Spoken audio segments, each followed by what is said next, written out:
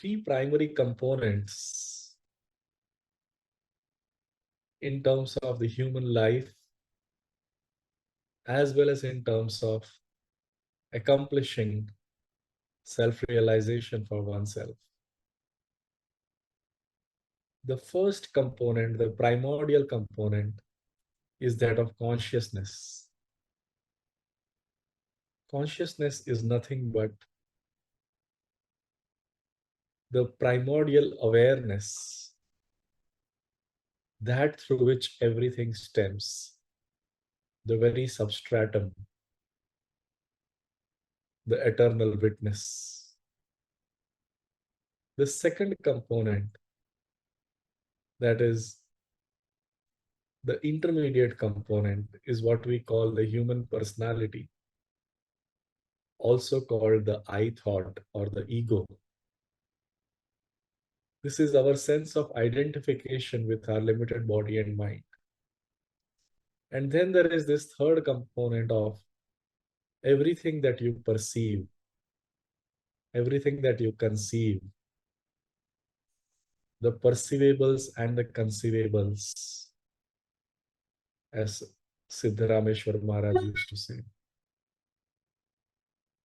So this entire domain of objects, thoughts, events is the domain of perceivables and conceivables,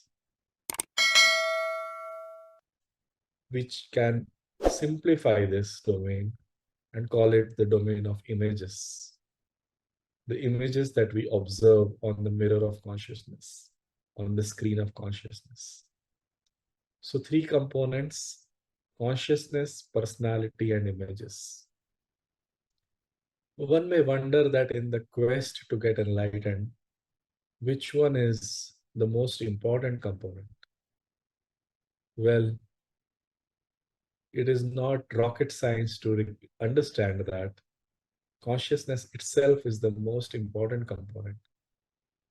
However, your endeavor, your sadhana towards getting self-realized involves your work with the personality as much as it involves your work with your consciousness. As regards the third domain, it is an incidental, and that domain of images is by and large taken care of once work happens on the primary two. Now I'll share with you how work happens with these primary two components. The first component of consciousness is the component through which we know the entire world, and yet we discard it, yet we disregard it, yet we ignore it. The very definition of the word ignorance is that which is ignored. So consciousness through which we see is itself ignored. What a huge irony. So when you awaken to your own consciousness, you progress towards self-realization. The second component is where the Buddha focused, is where entire Buddhism focused. The sense of self is the I thought. That is the personality. That is the ego. While the sense of self exists, the self itself is only an assumption. The self with a small s doesn't exist.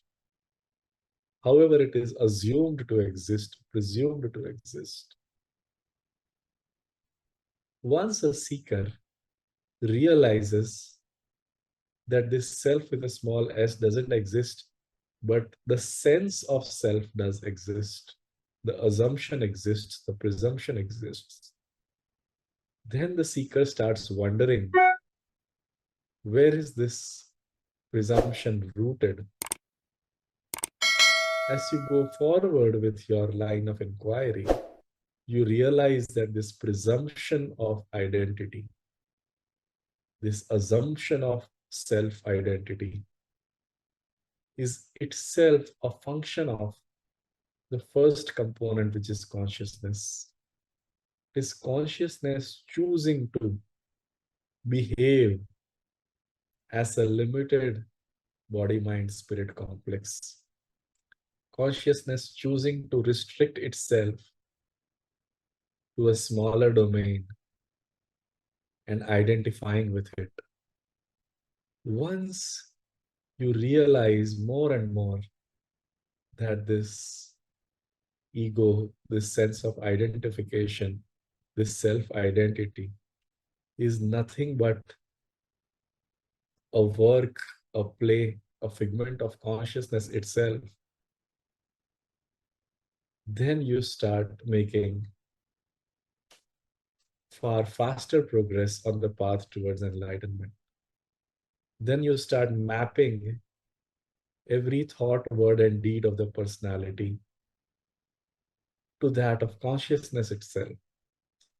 You stop seeing your thoughts, words, and deeds as acts of your limited ego, and you start seeing them as functions of your own Atman, your own awareness. Once that happens, then the ego, the self identity, the assumption can start collapsing. Once that assumption collapses, along with it also collapses the independent outer world, the independent outer events, the independent outer happenings. You start realizing that everything on the outside is based on the inside. The world of images outside is based on the primary image, the personality image itself.